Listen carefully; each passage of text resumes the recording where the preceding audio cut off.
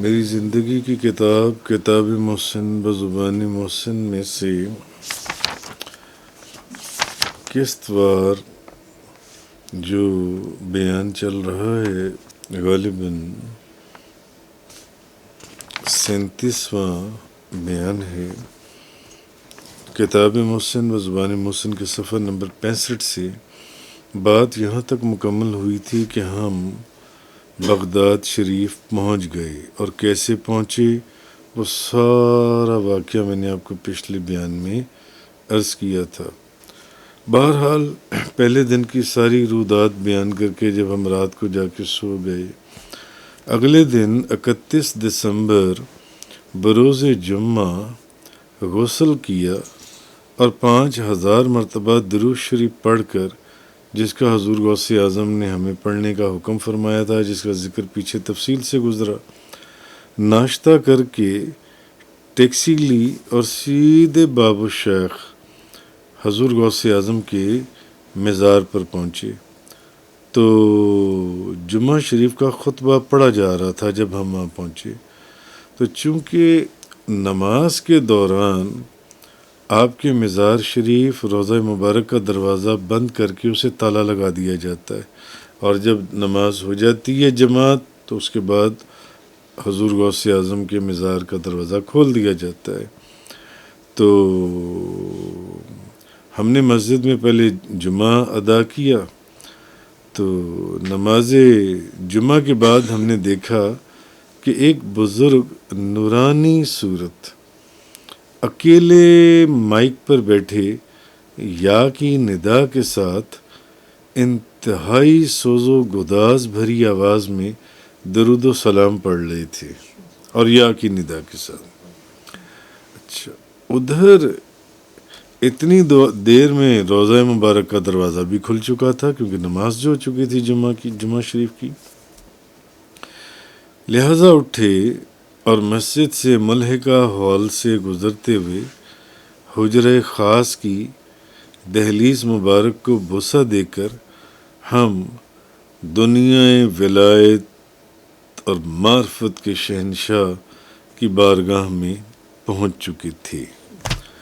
یہاں کی کیفیات، احساسات اور انوار و تجلیات کا ذکر انشاءاللہ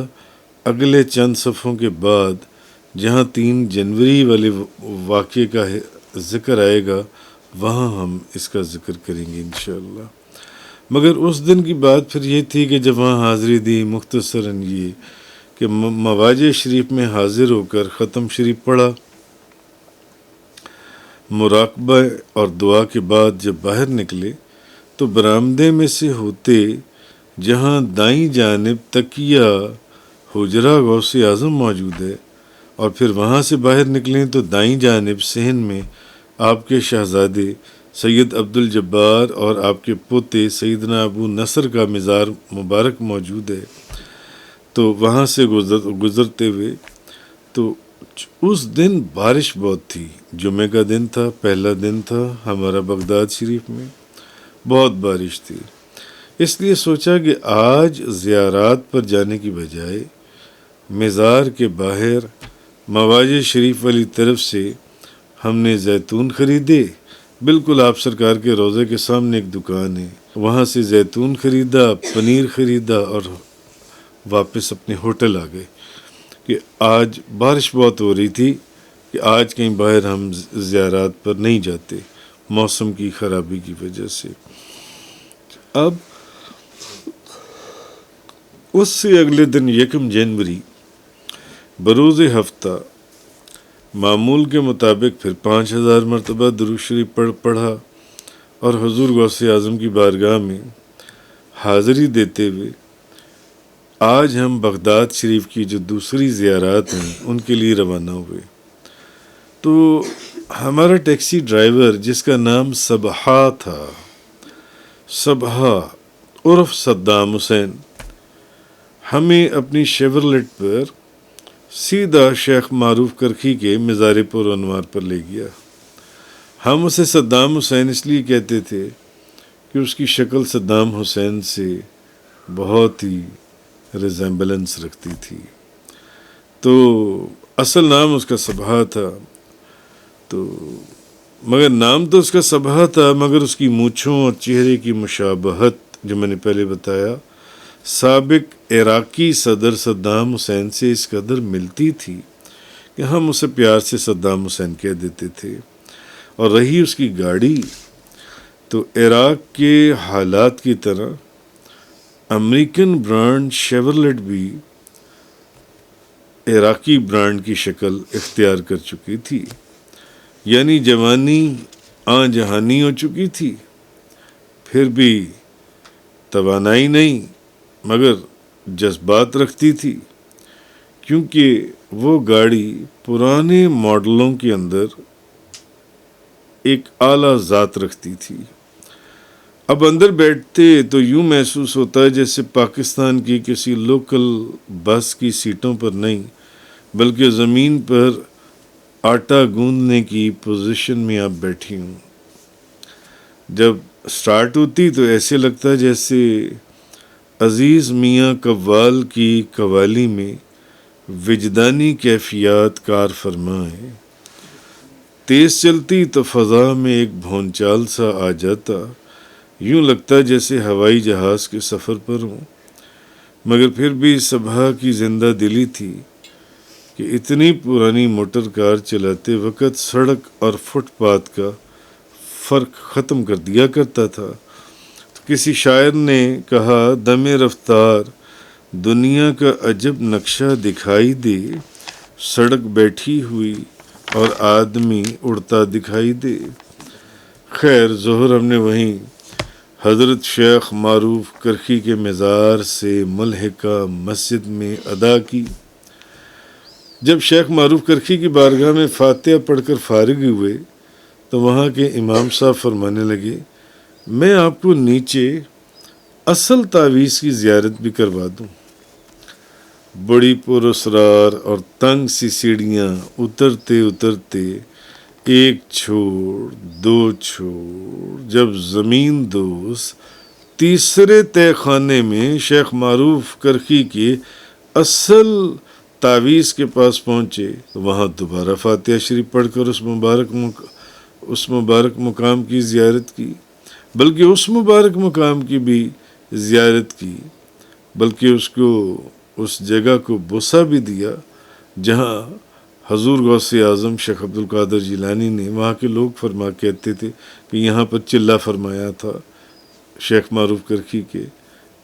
پاؤں کی طرف ایک جگہ تھی، وہاں ان کے نیچے تعویذ کے پاس۔ اچھا، واپس اوپر نکلے تو شیخ معروف کرخی رحمۃ اللہ علیہ کے مزار کے باہر ایک قبرستان ہے۔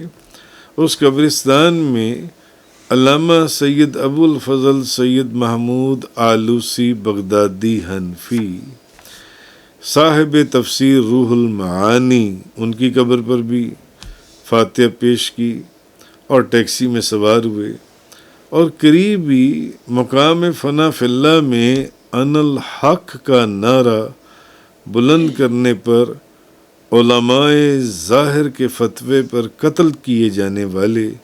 مرد درویش شیخ منصور حلاج کی بارگاہ میں حاضر ہوئے،